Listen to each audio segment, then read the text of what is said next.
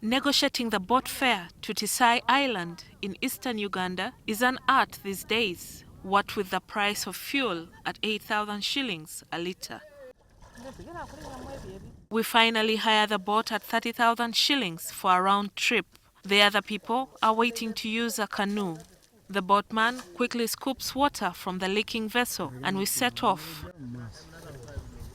Sitting on 8 square miles of land and with a population of about 7,000, Tisai Island is part of Tisai sub-county in Kumi district. It takes us about 15 minutes on speedboat on this tributary of Lake Opeta from Ongino sub-county to Tisai Island, an island which lacks government amenities. It's lunchtime when we arrive on Tisai. The dominant activity here is fishing and cattle rearing, although currently there is a drought. We check into the only restaurant on the island for a quick lunch.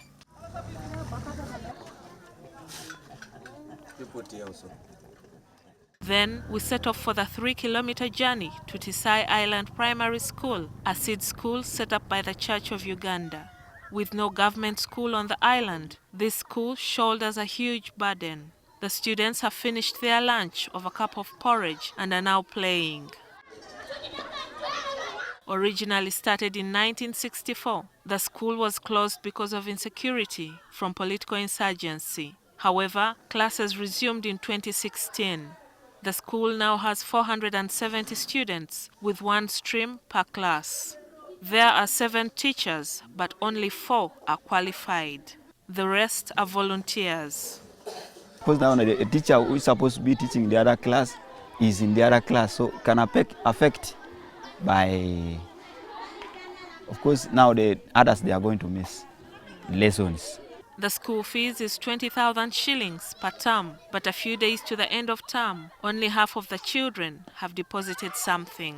You send even a child like 3 times a week, but they will not pull even 5,000.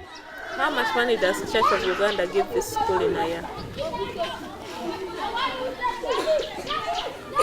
There now, I cannot lie. Nothing, I've not seen anything, nothing. Ideally, the school fees should be used to pay the teachers a salary of 100,000 shillings per month and feed them, but this is not the case. With parents failing to pay school fees, teachers can go months without salary, as Saujat Chebet, a teacher, tells us. When the month ends, the head teacher tells us that the money they have collected cannot be enough to pay a per person 100,000. You end up getting like 20,000 like that. Now when we are still waiting for, maybe they are going to add for you, the second months have also collapsed.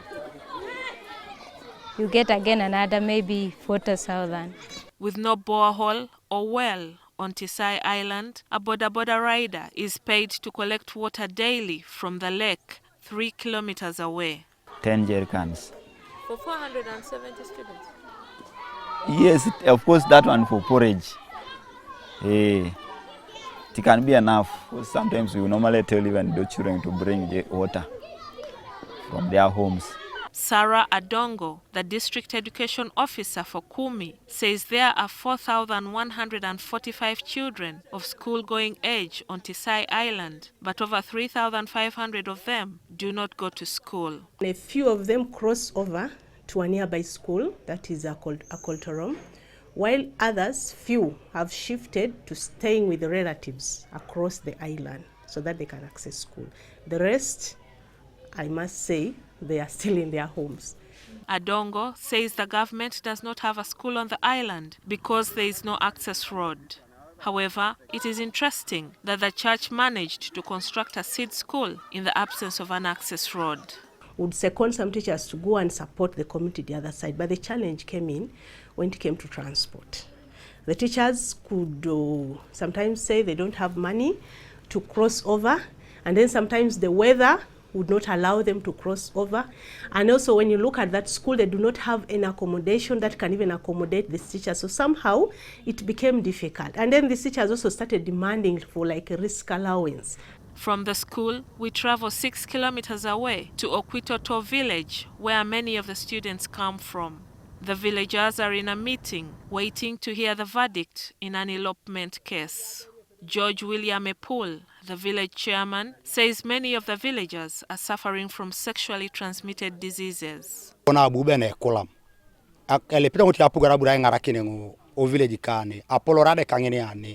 Toni duwe kede kiere kwa jumla ede kasetu abantu betanira nnyo ekizinga abasinga abakazi abafiiridwa abanamwandu biki kale nosanga nga ebirwadde byetanira nnyo ebirwadde bungi omuntu omu agamba nti nze okuva mu buto bwange simanyi kapira bakambala batya lwaki nkambala kangende n'agenda direct. Tisai being a mobile population, people of different lifestyles, we can't rule that fact out. Yeah, so the health facility, that's Akide, crossed to Tisai to sensitize and really try to provide some med care. With no health facility on the island, people here depend on traditional herbs, and pregnant women either use traditional birth attendants or take the perilous canoe ride to Akide Health Center 2 on the mainland. Dr. Sarah Asio, the district health officer, says it's impossible to rule out fatalities. We got a blessing recently with a boat ambulance, but it has not yet started to operate. Why hasn't it started? There has to be a reason. We actually have not yet received it at the site, though at the ministry we are aware that we have a boat ambulance that will be operating there. But you haven't yet received it yet? Yeah. In March and April, Karamajong warriors attacked Okwitoto village, stole cattle and killed some people. When the community now raised a cry, and the district responded and brought some team of UPDF soldiers, which have now at least calmed the situation down. But the time they brought them, the number was 15 UPDF officers. I wrote a request to the leadership of the 3rd Division. So I was given soldiers that I went to pick myself from Chebuskunya as we are going to Nakaperipirit.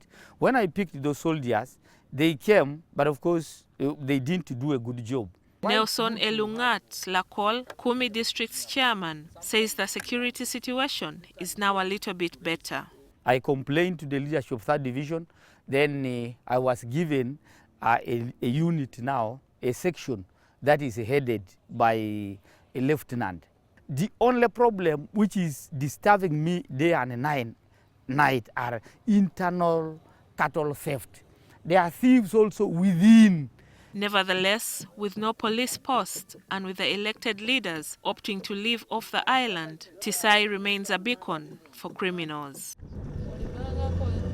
On our way back to the mainland, the boat stows in the middle of the lake after we run out of fuel. Luckily, another boat comes along and we are transferred to it.